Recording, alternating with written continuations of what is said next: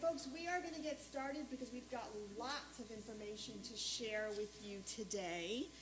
Welcome.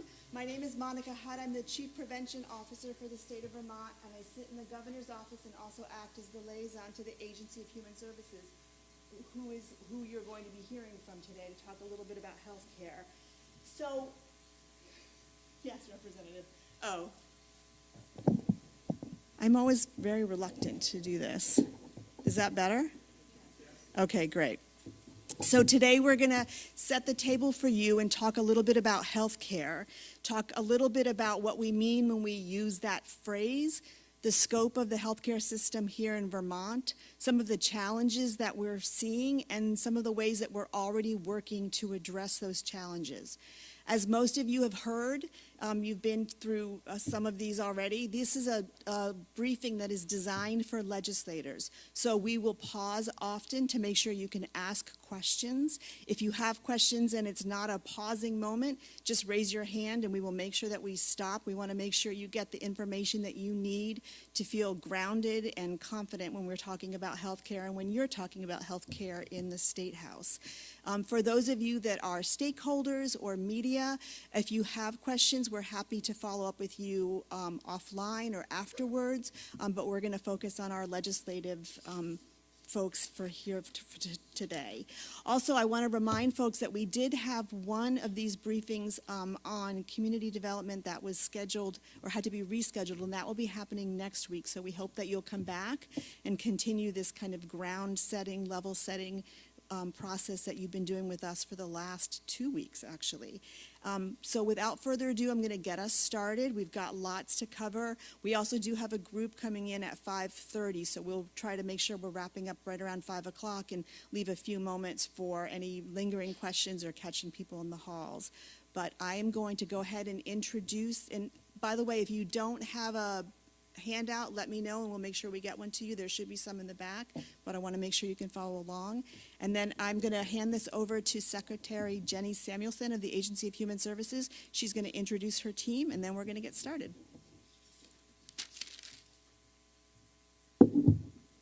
Good evening, everyone. I'm excited to see you here. It is so exciting to be back in person with the legislature in session.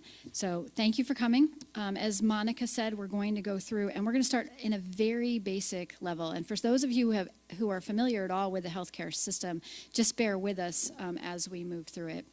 Before I get started, I want to introduce some of my team who are here today. I'm going to be presenting their work, and I want to acknowledge that right up front and the work that they do on a day-to-day basis. In addition to Commissioner Hawes, who is the Commissioner of the Department for Mental Health, I also have Deputy Secretary Daylaws, who's here. I have the Director of Healthcare Reform, Ina Backus. Also the Director of Payment Reform, from the Department for Vermont Health Access, Pat Jones, and Shayla Livingston, who you see often in the legislature. And if you have any follow-up questions, Shayla's probably a great contact, and she can help make sure that it gets to where it needs to go. I'm just going to check out the technology here. There we go. Where do we need to aim this to get? There you go. Okay. So just to ground folks, I'm getting a little older, so in order to be able to read and to be able to see you, I'm going to swap my glasses back and forth, so patience there. Just to ground everyone, 97% of Vermonters are currently covered by health insurance. And this is really important and an important statistic because health insurance allows Vermonters to financially access health care.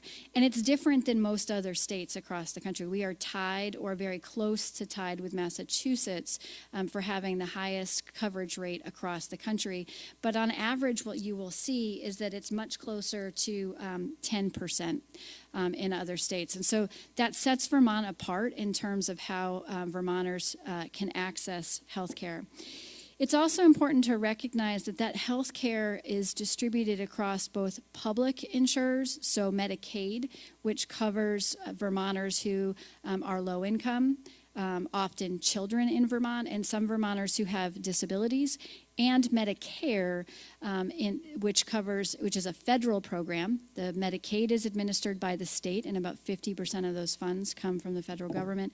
And Medicare is covered by the federal government and administered by the federal government for individuals who are older Americans. And so the other 50% of Vermonters are covered by commercial insurance here in Vermont.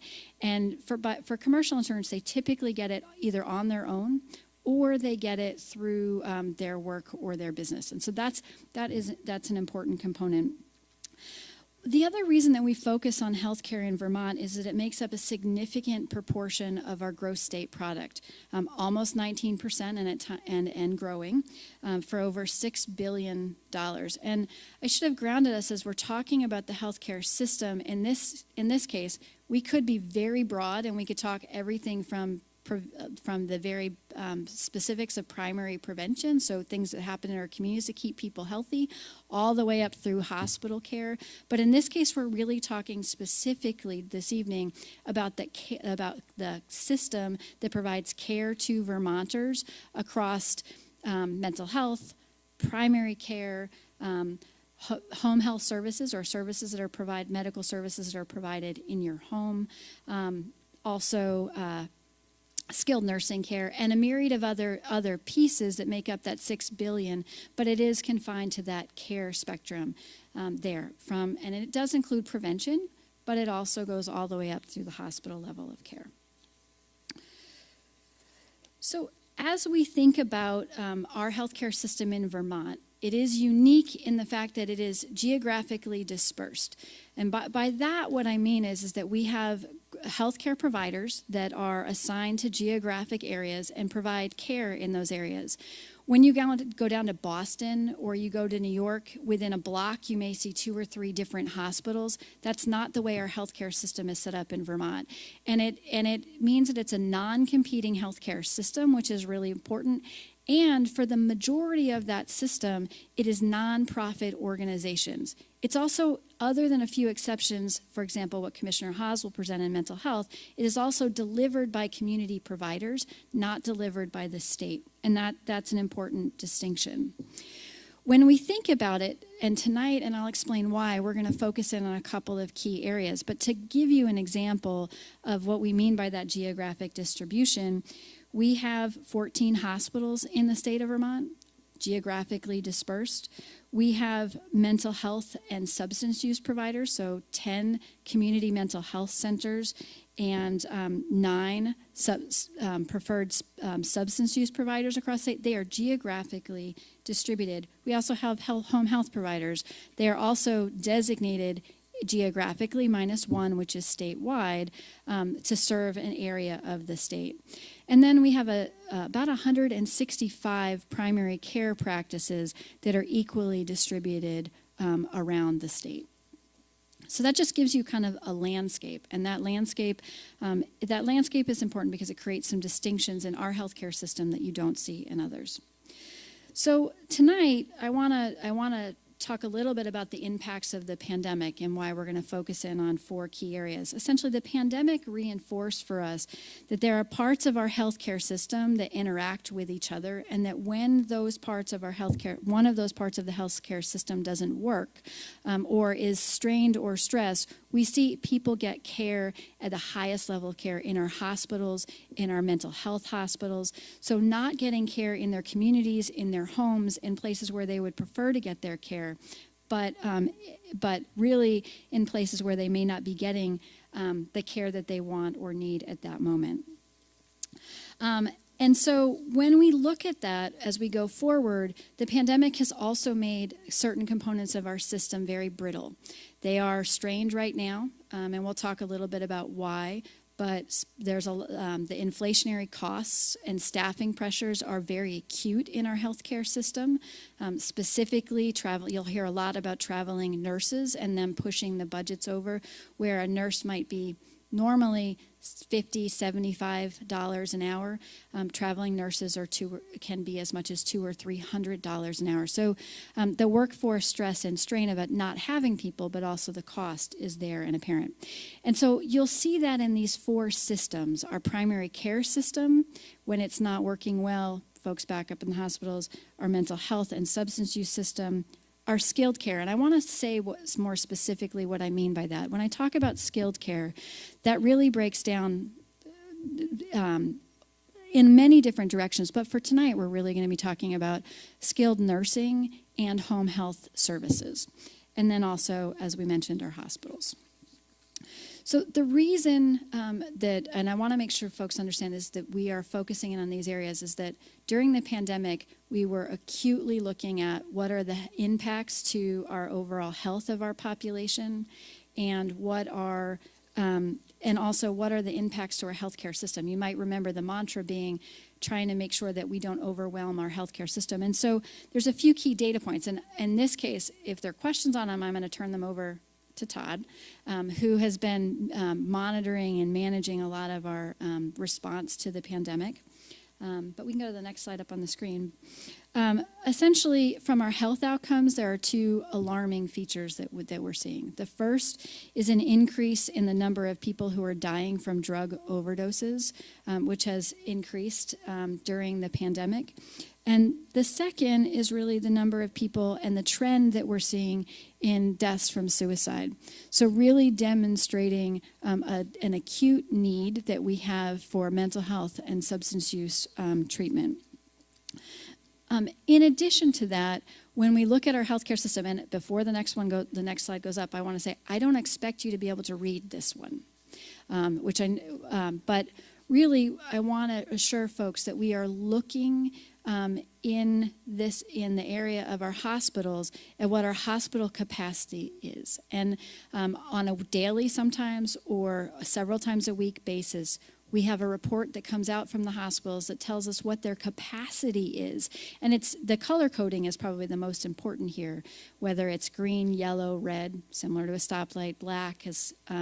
It tells us whether our hospitals have the capacity to bring patients in and deliver the care that they need. And in this chart, what you see is that we monitor the number of individuals who have acute needs that can't get in. We monitor those who no longer need a hospital level of care and could be transitioned to home health or to a mental health treatment or to community-based treatment. And so this gives us a sense of what might be putting pressure on our hospitals. And this report we see regularly. So on the next slide, we monitor the number of available and open beds. And during the pandemic, this has gone up and down. And there are times when we've had 4 ICU beds open. And that has, if you recall during the pandemic, has drawn significant concern. That's one car crash away from a hospital being able to triage and treat people. The second are the availability of our medical surgical beds or our normal hospital beds, and the capacity for our hospitals to treat and see that. And you can see that throughout the arc of the pandemic, there are times when we've had more than 62 acute hospital beds available. And then in the last couple of weeks, that's dipped down to 15 or even down to 4 ICU beds. And so we are not out of the woods yet, is what this demonstrates and shows. And the question is why?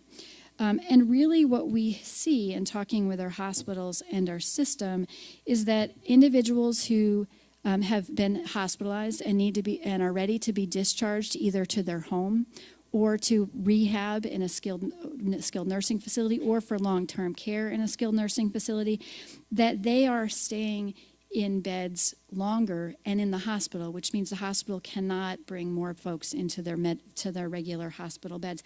I want to say that a couple weeks ago we were excited because we finally got down to less than 112 people waiting for a hospital placement outside of the hospital.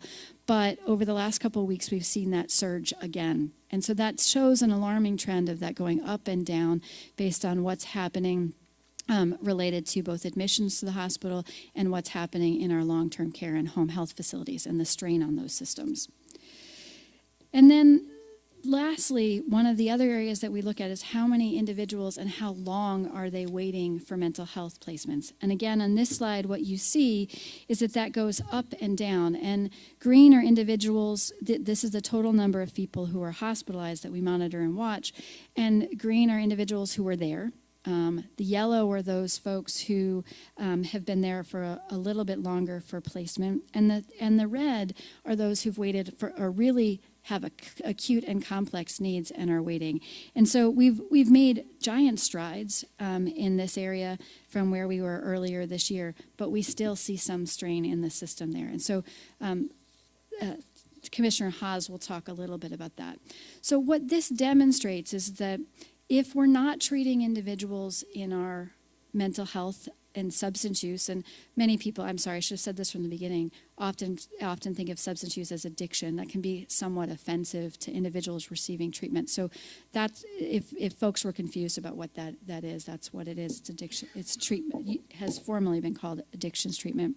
So if our community mental health system's not working, our primary care system's not able to catch people earlier, our home health systems downstream are not able to move people out of the hospital or keep people from going to the hospital, what we see is significant strain on our hospital systems. And that is financial strain, because that is the most expensive place for us to actually deliver care.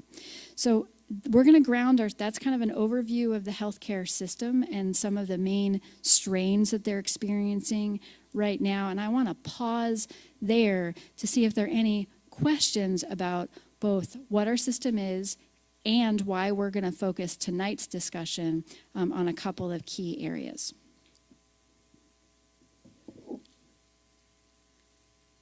Any questions? Any comments?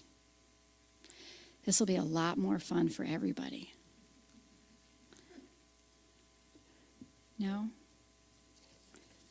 Okay, well, then we'll keep going. Again, the four key areas that we've talked about are on the next slide. It's important for us to understand some of the pressures that our systems are experiencing. So the question is, why do we have people backing up in the system? The pressures are very similar to many of our other sectors, and I want to acknowledge that the pressures that we have outside of healthcare impact healthcare and vice versa. So when we look at our healthcare environment workforce, so it's the number of employees because of the demographic trend and shift. Many of our nurses and other folks have retired. It's career pathways, so getting folks in. And Ina could spend 3 hours talking about even more. It's also housing, and many recruiting people to the state of Vermont and then them not being able to come because there's not enough housing for them when they land here.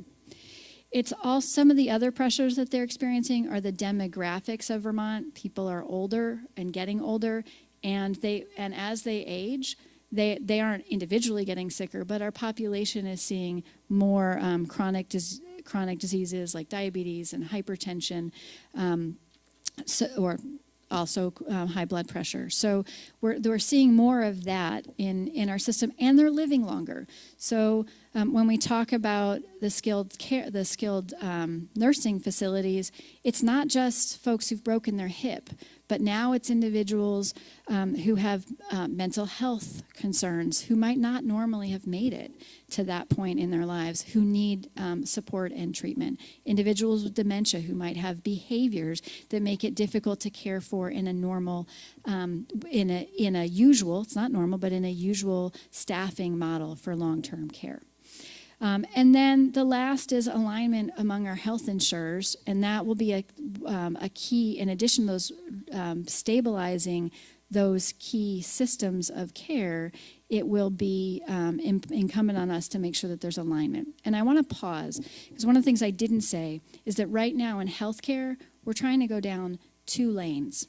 One is coming out of the pandemic, the stability of the organizations is fraught. Financially, for the first time, we've got home health agencies, as an example, who are reporting losses.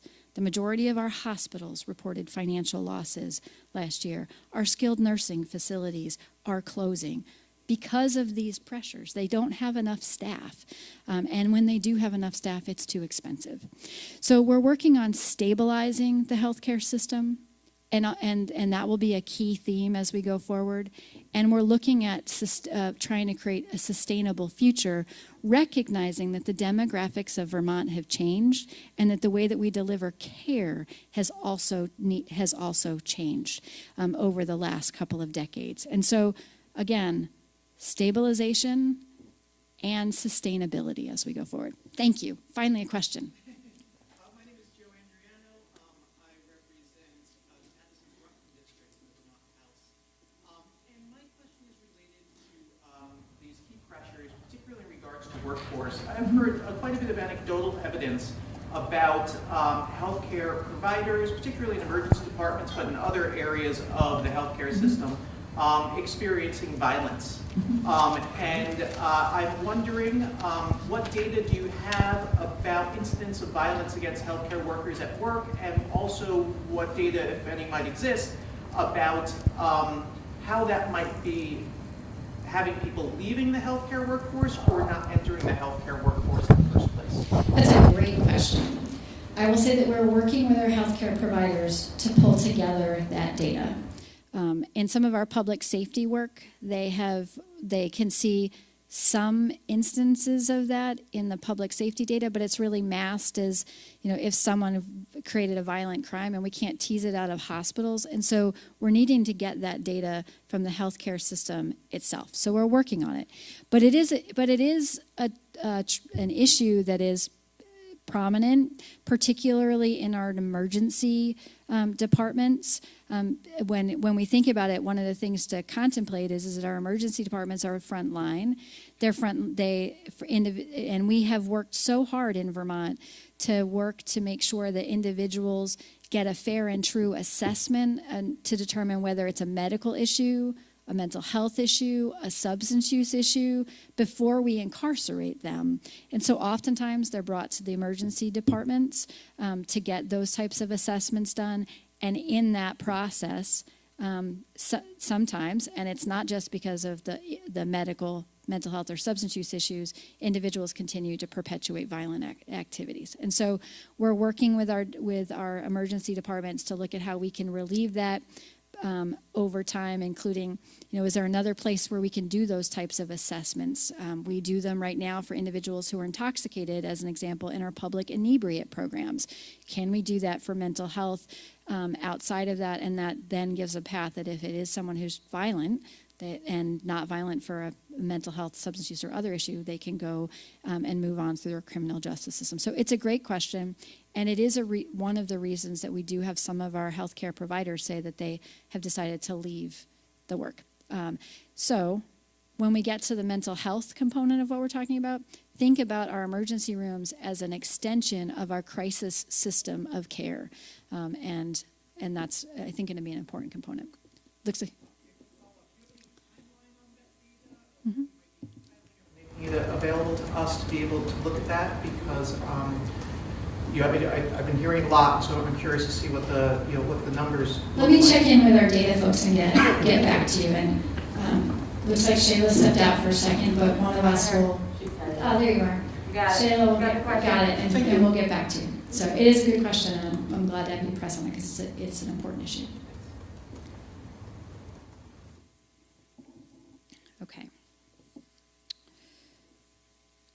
Okay, so at this point, what I'm going to do is I'm going to turn it, it's a great segue to turn it over to Commissioner Hawes, who's the commissioner with the Department of Mental Health, and she will focus on some of the work that we're doing in mental health.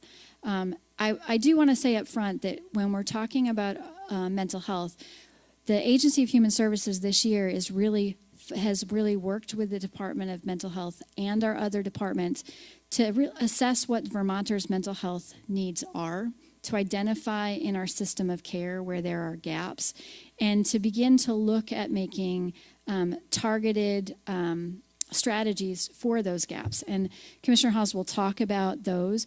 And that's an approach to make sure that we're not just pouring in money or funding into one type of organization, but that we really truly understand how we can make a shift or a turn for Vermonters. And so you'll see things like mobile crisis, and I don't want to steal Commissioner Haas's thunder, but mobile crisis, and you'll see alternatives to emergency departments. And so, again, our goal in our mental health investments is to look at the service needs and to make those types of investments, and that should be apparent.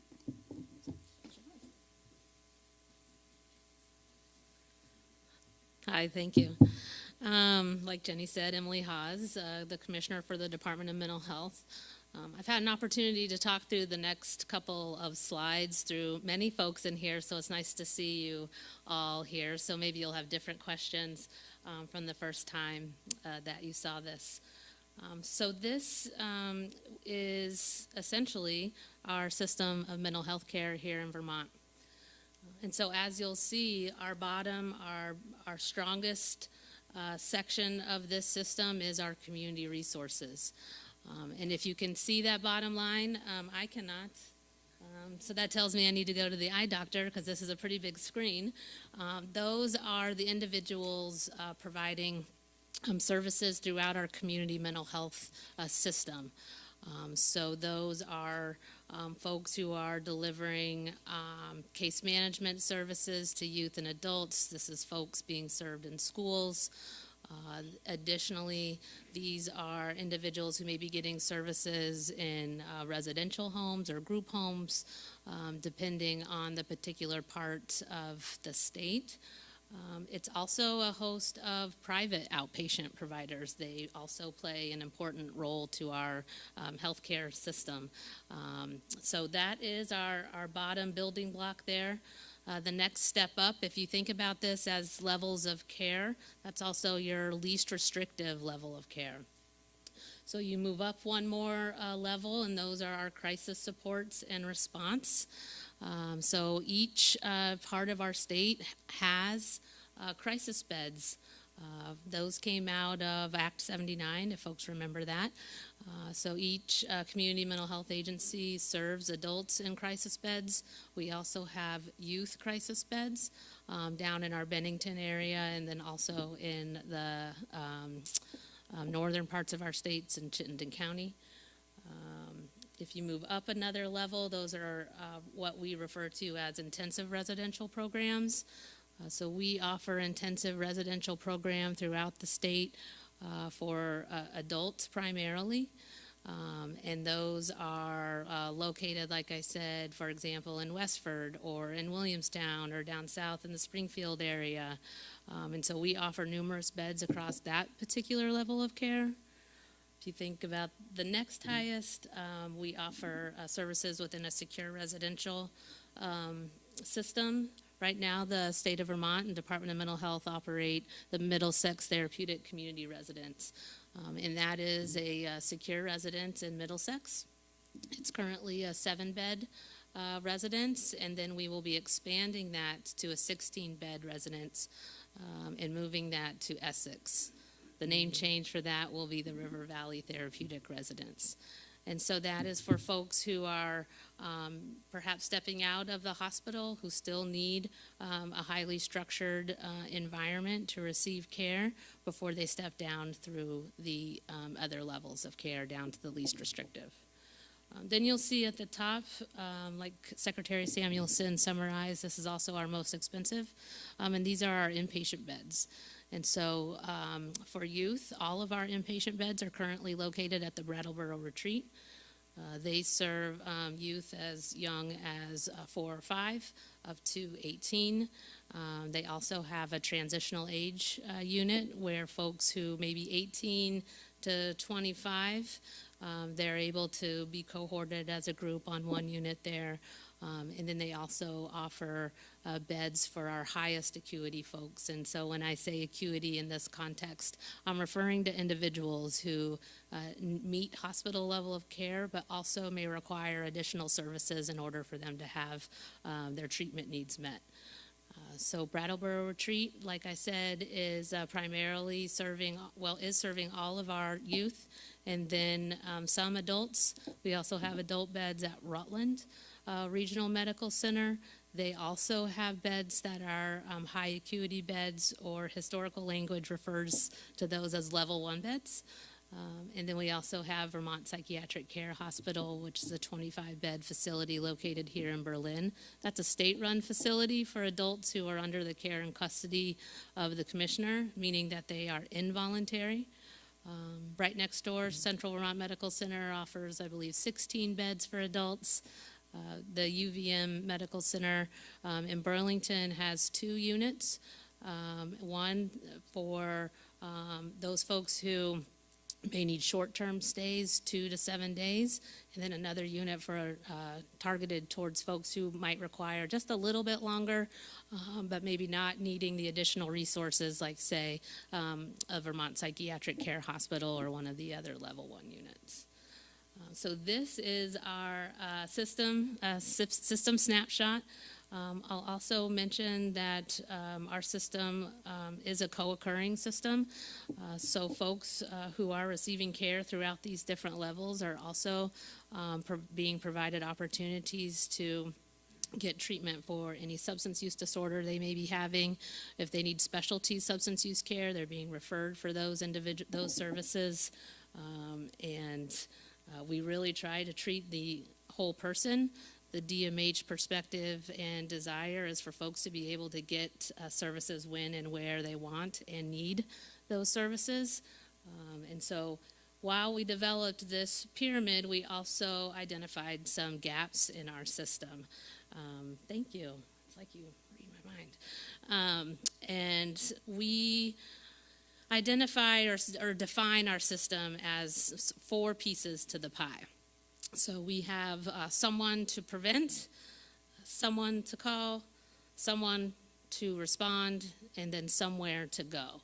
And if you think about someone interacting with really any healthcare entity, but specifically for mental health care, when we think about someone to prevent, those are initiatives such as hub and spoke expansion, Blueprint, addressing co-occurring disorders within our primary care setting, and then someone to call.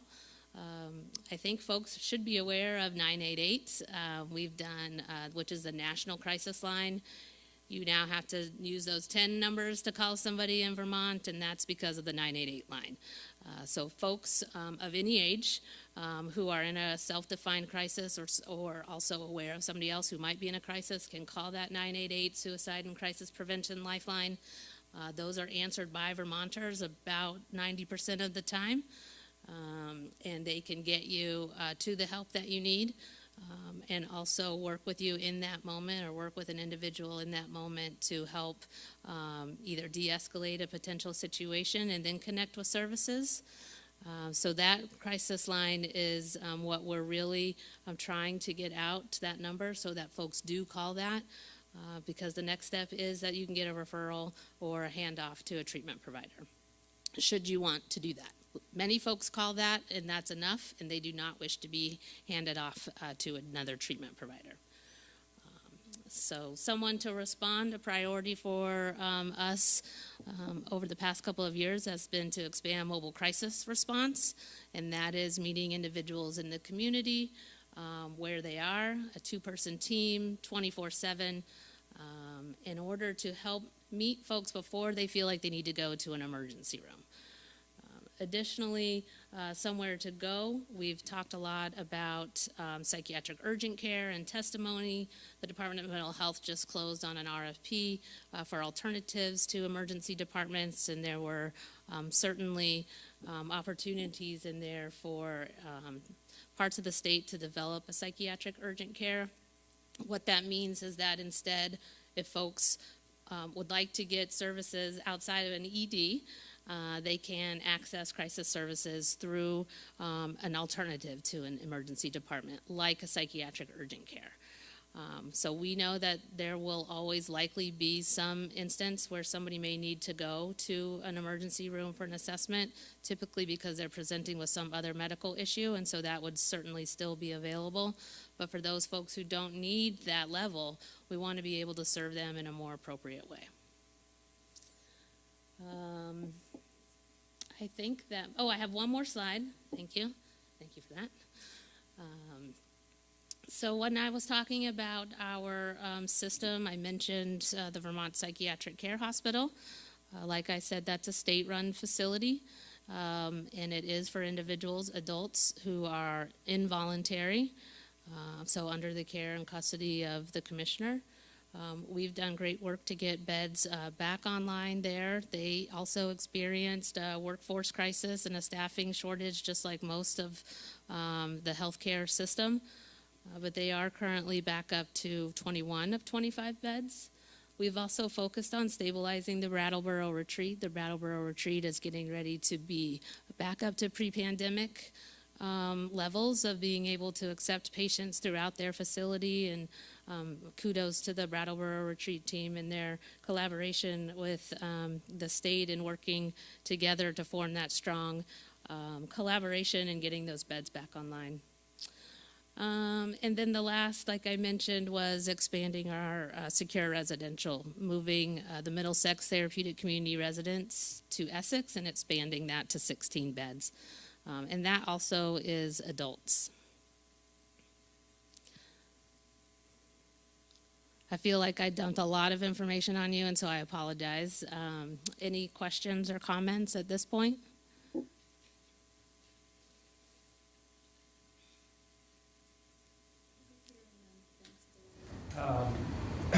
So my understanding is there's a new juvenile facility proposed or funded,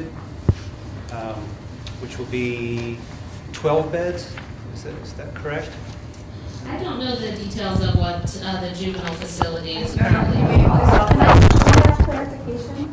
Inpatient. Are you talking about inpatient in southern Vermont? Yes, I am. Okay, that makes Southern more Vermont sense to me. Sure. So last fall or last spring, the Department of Mental Health put out an RFP for youth inpatient. And those youth inpatient beds were to meet a few needs of our system.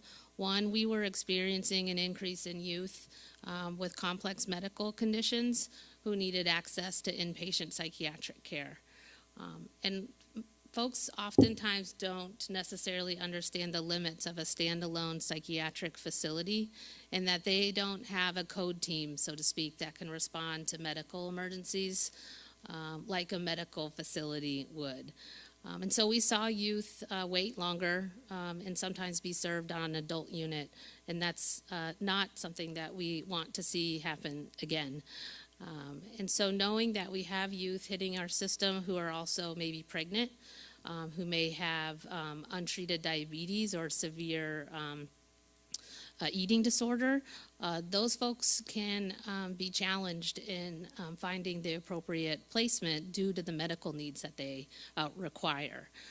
So the RFP is to help serve those folks so that they're not waiting longer and then getting served in an inappropriate setting like an adult unit.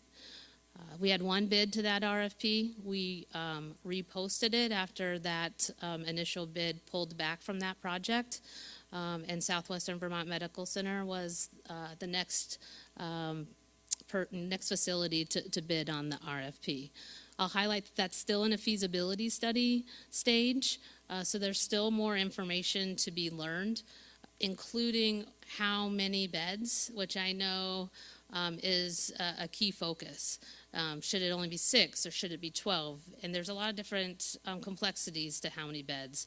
That's driven by need. It's also driven by staff numbers, also driven by a caseload for a psychiatrist. So there's a lot of things that go into what a bed number is.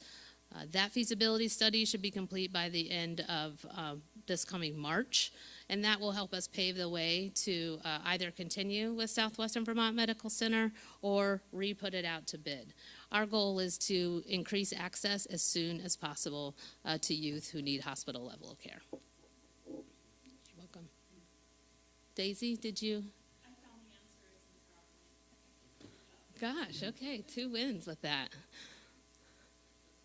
Sure.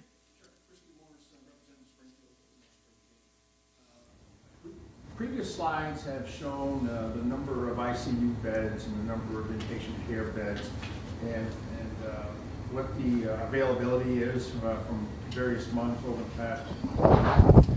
past year. Do we have data available for the number of mental health beds that are available? I think you're all aware of some of the crisis incidents that the EMS squads are seeing around the state, and trying to get those to the hospital. So when you talk about this inpatient treatment or other facilities, is there a slide, or do you have the data on that as to how many beds are available and how close we are to capacity? Sure, and we monitor that almost on a minute-by-minute basis, because folks can come in and come out of a bed multiple times in our system throughout the day. So we do provide and have data.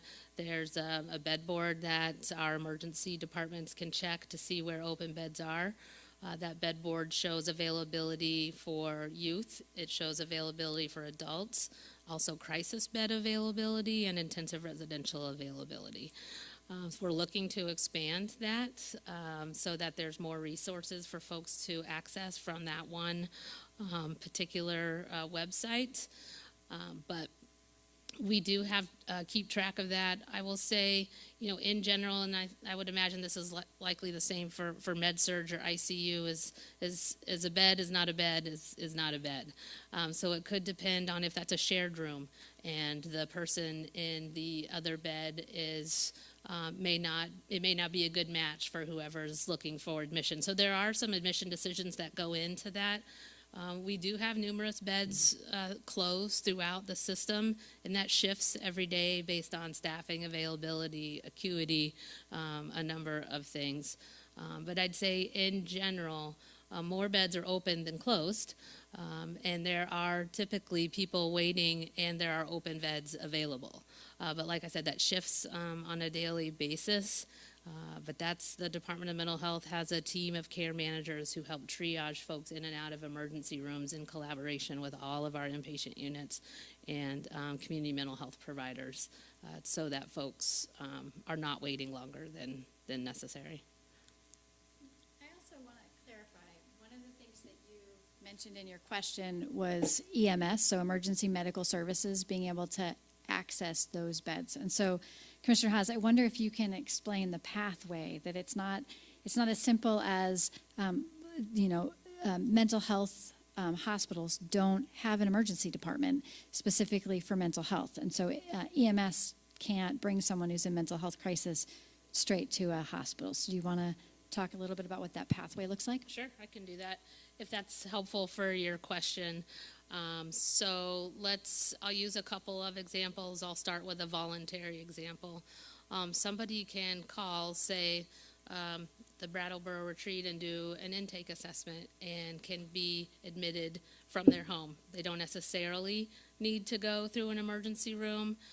If a primary care provider has labs or something like that, they can send that over and they'll take a look at the medical stability along with the psychiatric needs for that individual. That person can go in however transport they want to get to that facility. We also have folks who are in an emergency room waiting for placement. They've been screened, likely by a community mental health emergency services screener, to determine if they, A, meet hospital level of care, or B, will go voluntary or not voluntarily. An ambulance provider, EMS, can transport somebody from an ED who's voluntary or not voluntary, depending on an assessment of safe transport. And so then that transport would occur, let's say, down to the retreat or down to CVMC or Rutland, depending on where the admitting facility is. We also have youth who end up in the emergency room. They're screened, and then they are determined that it's safe for that individual to wait from home with a safety plan, responsible adult. That individual will then wait from home for access to that inpatient bed so that they don't have to spend prolonged periods of time in an emergency setting that can be quite chaotic and often quite triggering for individuals. Did that answer your question? It does. I'm also a member of the EMS squad. Yeah, I thought so. I remember. I have direct knowledge of this. Yep. So, yeah, we transport in a facility from Springfield Hospital to Brattleboro Retreat for voluntary Yes. mental health patients that want to go. Yep. The involuntary ones, we don't transport them without a law enforcement. Okay. We could spend a lot of time on mental health, and so Commissioner Haas is going to stay, but I want to make sure that we also get a chance to touch on some of the other areas. These we're going to breeze through relatively quickly, but I want my goal is to ensure that folks have an idea of some of the things that you may see come in legislation or come up during the session related to what's happening and going on. Okay, so when we think about primary care, it's important for us to know that Vermont has a strong foundation of primary care. That includes our federally qualified health centers, independent primary care, which are practices are owned by physicians, and then hospital-owned primary care.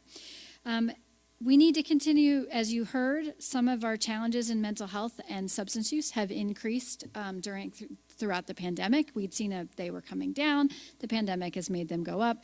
It really has identified an opportunity and a challenge for us to meet and to evolve into as we go forward, because primary care can be foundational. The significant number of individuals who commit suicide and are successful, who take acts of violence against themselves and are successful, actually saw their primary care provider in a very short time period before they did that.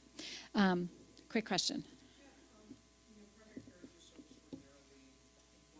That's one thing I've learned as I've learned more and more about the healthcare system. And earlier in the presentation, you had mentioned, that 97% of Vermonters have healthcare insurance, which sounds great and is great, but we also have data that shows about 43% are underinsured and actually can't take advantage of their health insurance. So I'm wondering, given how important primary care is, given how important mental health care is, and all of these services, in your opinion, how do we bridge the gap for Vermonters who have health insurance but just can't simply afford that copay or that deductible or that co-insurance or whatever it might be that's stopping them from getting to the primary care that prevents the disease getting worse, or as you just said, suicide, could be prevented by primary care. How do you think we can? How do we bridge that gap? So I can see Ina kind of at the edge of her seat a little bit on this question. And there are some policies that are already in place that allow access to primary care with lower copays and other pieces. And I don't know, Ina, if you want to speak to that before I check out.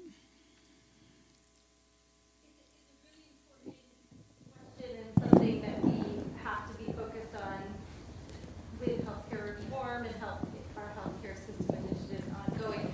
I think.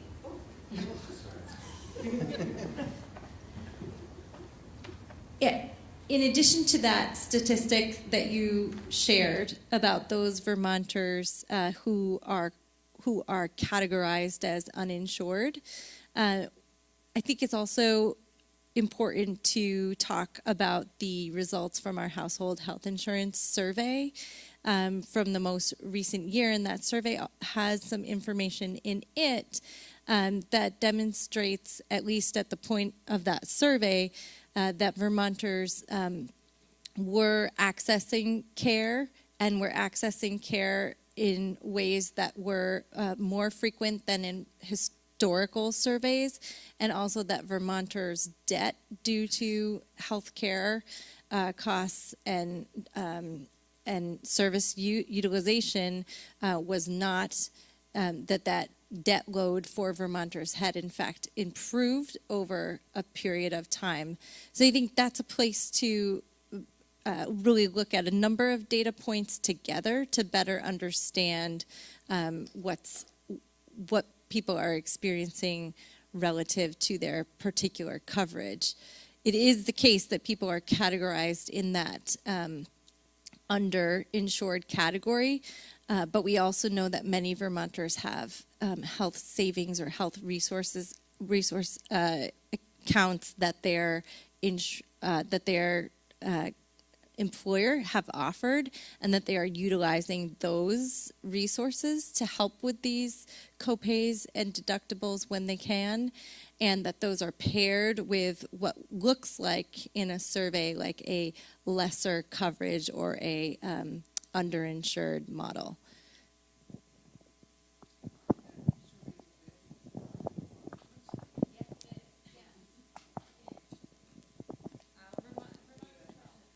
Yeah.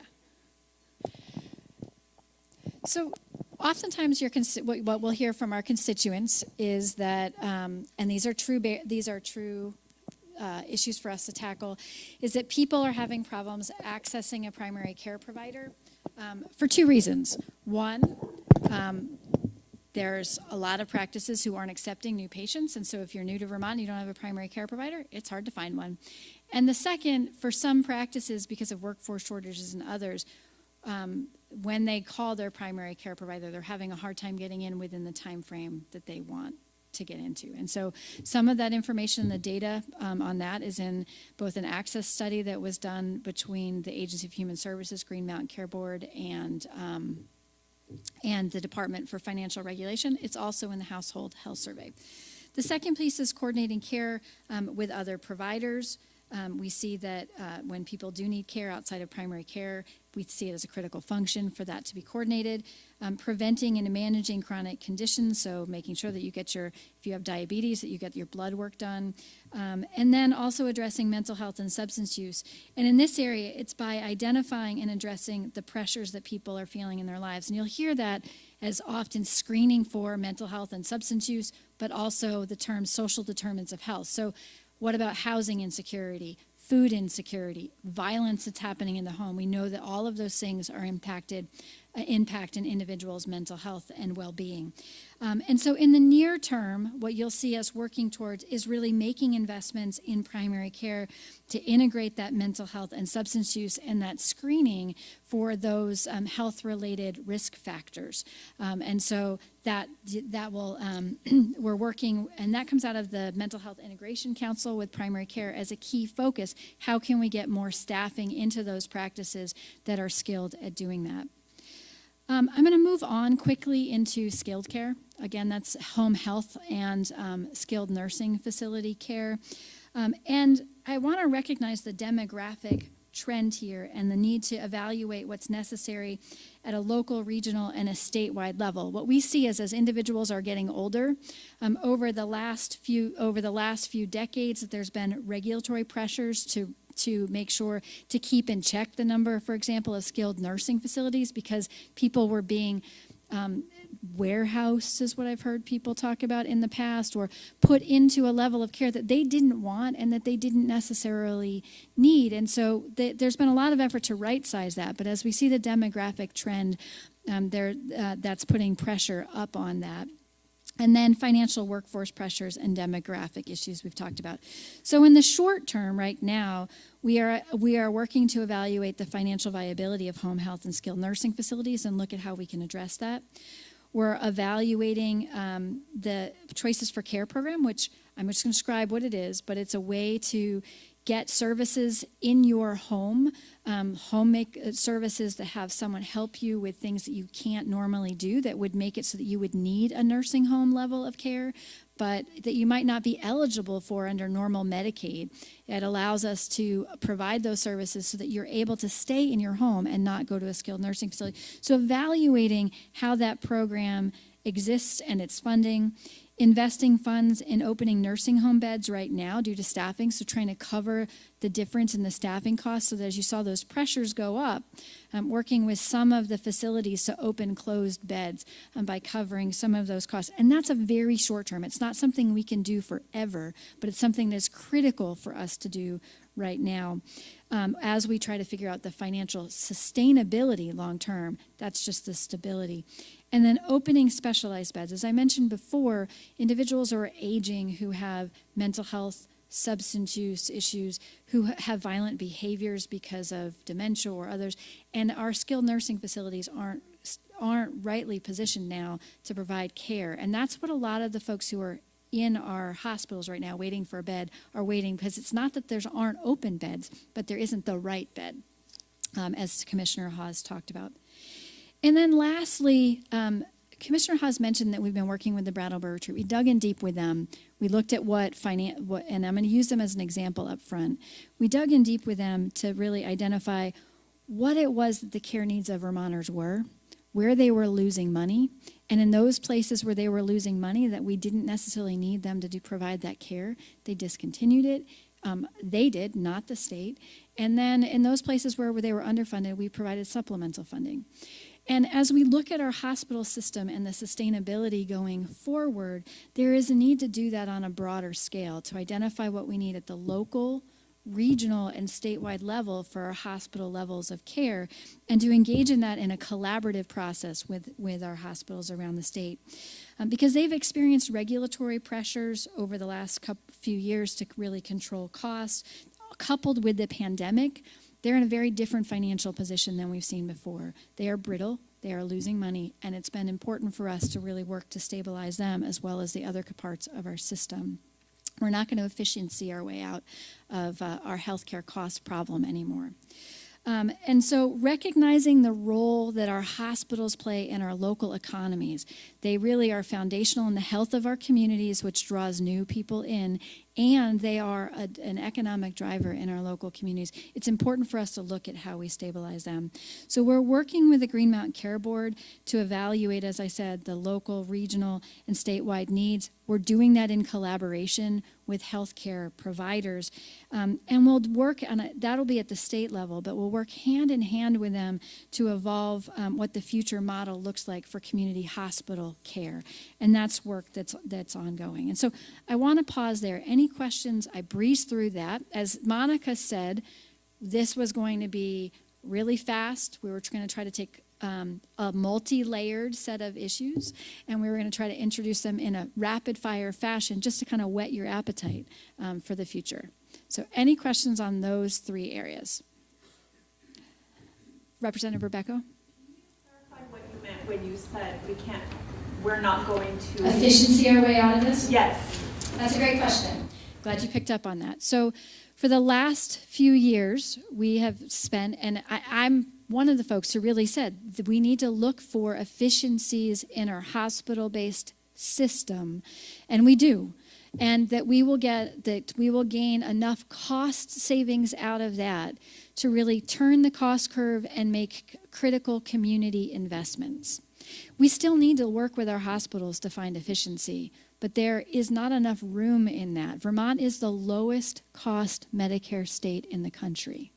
We are not, in terms of the amount of dollars that come in, we are not going to be able to squeeze enough efficiencies simply out of our hospital systems to continue to make the investments. And if we do, we are going to jeopardize the viability of hospitals. It won't just be the Brattleboro Retreat who is on the edge of not being able to move forward, and Springfield Hospital. It will be many of our smaller community hospitals. So there may be investments, not just contracting, but investments that we need to make in the future. But we have to do that with hospitals, and we have to be willing to evolve. And as a follow-up, when we talk about efficiencies, I feel like we are commonly talking about financial efficiencies and striving for fiscal solvency and sustainability, as you've noted as one of your priorities. Even in the key terms on the back of our handout, I notice all of these are related to finance and payment reform.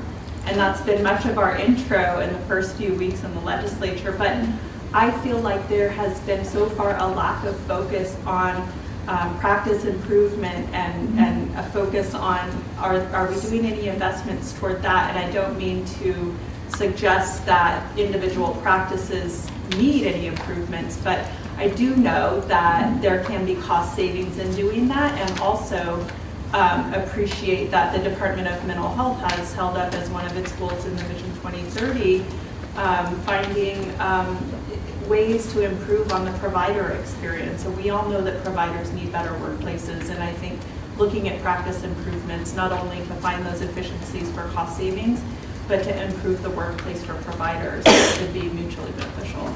I'm glad that you brought that up. And I think it allows me to point to a cornerstone of what you see today, which is we spent the last 5 years focusing on changing the way we pay. And that's really for healthcare.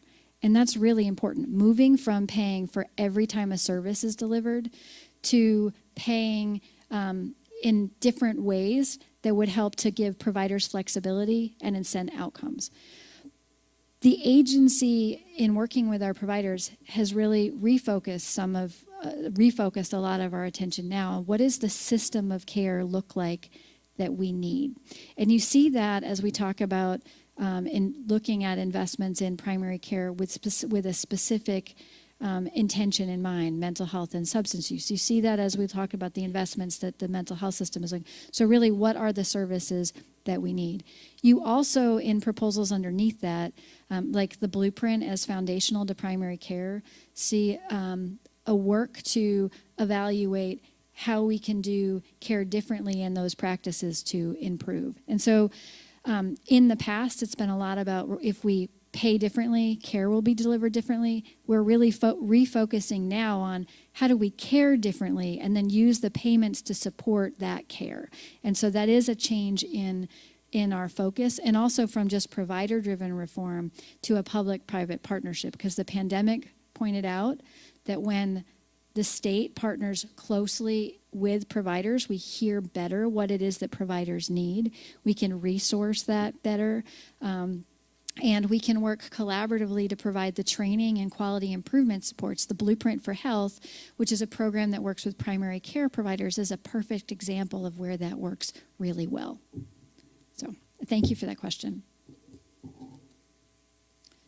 Okay.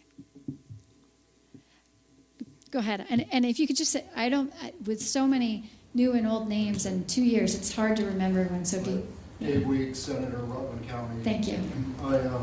I walked in a few minutes late, but I skimmed through the package and didn't see if you're tracking the beds for assisted living for the elderly, and being that we have the second or fourth oldest population in the nation, and a unique demographic mix that shows that that characteristic won't change anytime soon. If you're tracking beds and there's a shortage of beds, my assumption based on personal experience, what's inhibiting private industry from creating new facilities in the state to address that issue?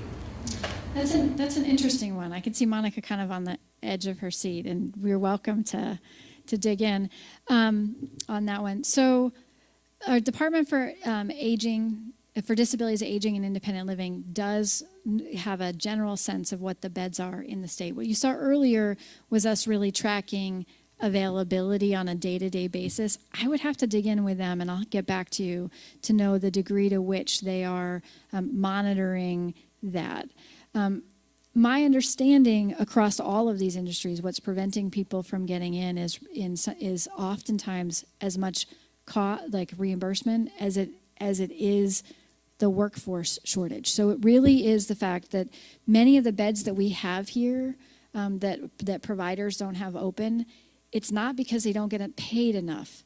It's because there's simply not enough staff to staff them. So I can dig in with Dale, with our department a little bit more to get back with you with a more fulsome answer. But that is generally what we're seeing in terms of people coming into the market in long-term care and leaving the market in our assisted and skilled nursing facilities is because they simply cannot get the staff. And if they can, it is so expensive at this point that it's not financially feasible. So.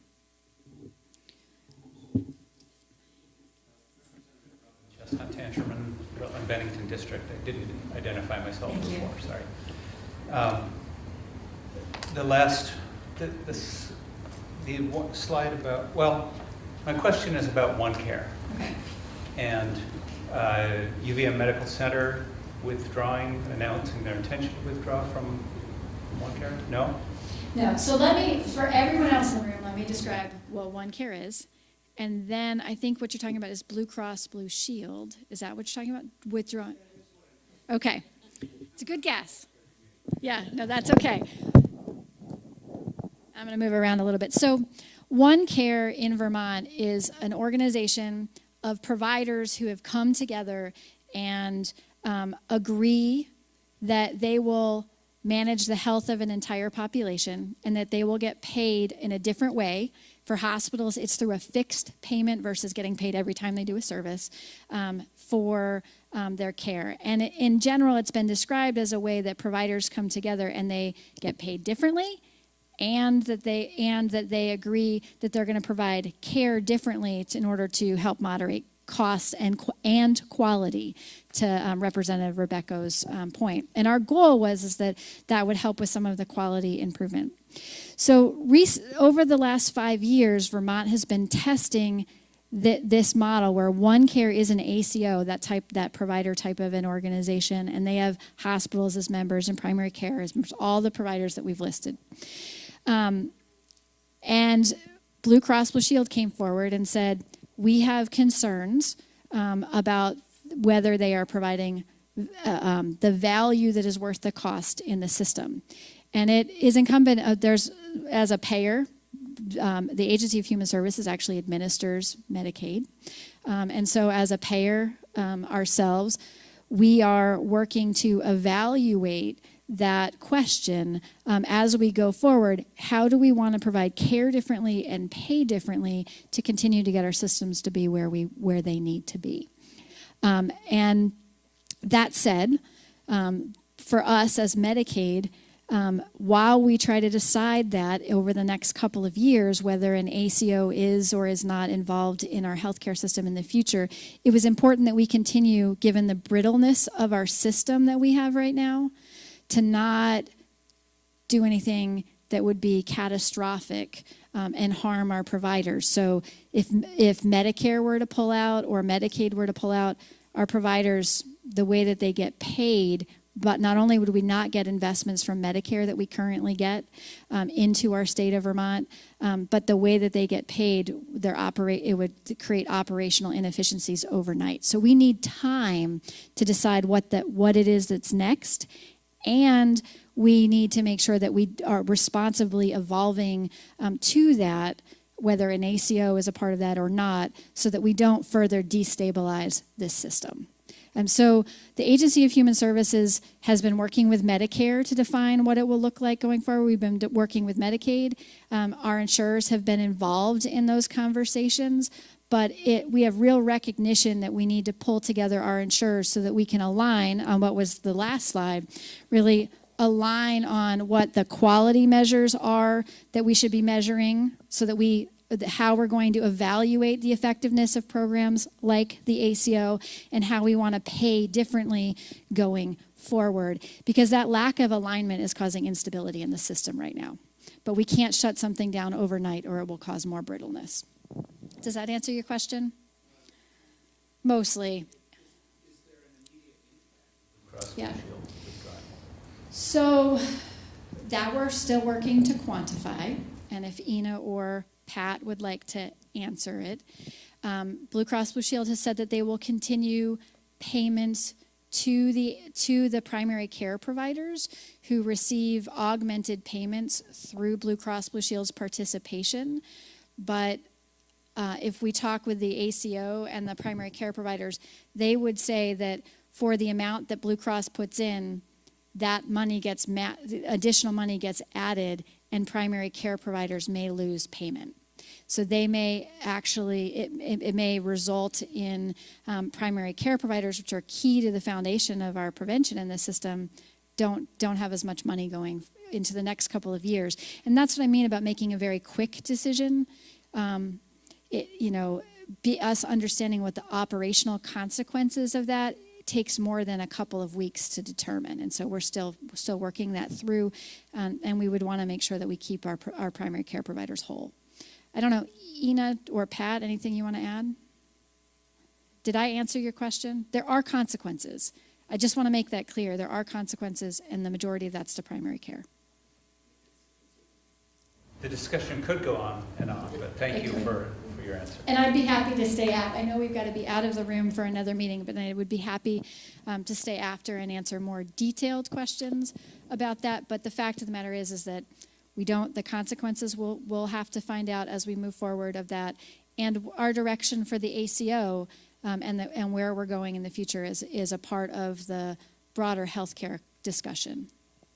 Okay, any last questions? I'm sure Monica is going to help everyone kind of end the evening. But before we go, I want to say thank you for coming. This is something that is a deep topic, but it affects every single Vermonter. And so I appreciate you being willing to give us an hour this evening. And our team is always here to answer questions because this is multi-layered. And we've just touched on 4 parts of a multi-part healthcare system. So thank you for coming tonight. Nothing more to add. Thank you all so much for coming. I expect we'll see many or all of you at the governor's budget address tomorrow. And just as a reminder, we rescheduled one of these briefings for next week. So we hope that you'll come back and hope that these continue to be valuable to you as you are getting grounded in the work that you're going to be doing this session. So thanks so much.